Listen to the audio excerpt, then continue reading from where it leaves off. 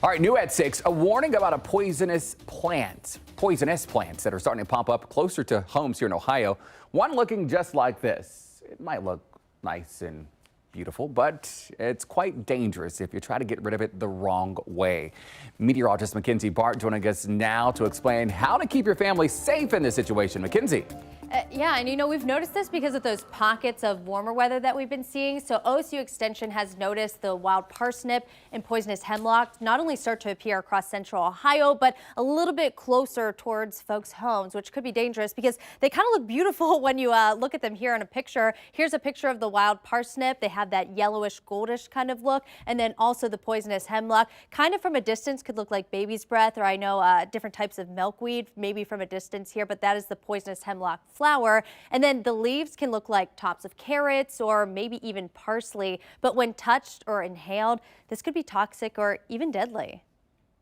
That because of the potential hazards, that an herbicide approach is probably the safest, particularly for wild parsnip. I mean, that sap, again, I cannot stress enough, that sap, if it flings into the air and gets onto you, and you don't wash it off very immediately, then you can have a problem.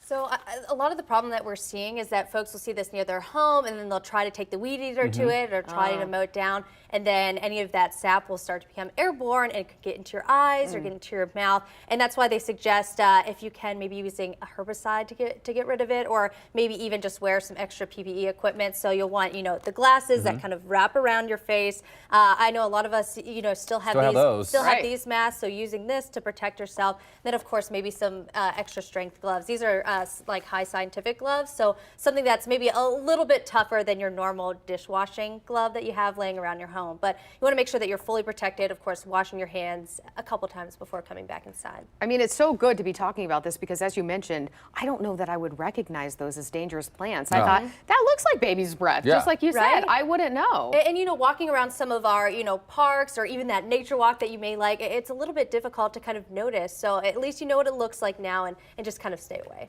All right. Good information, Mackenzie. In fact, some more details here. If you do come into contact with these plants, the severity of your symptoms can vary.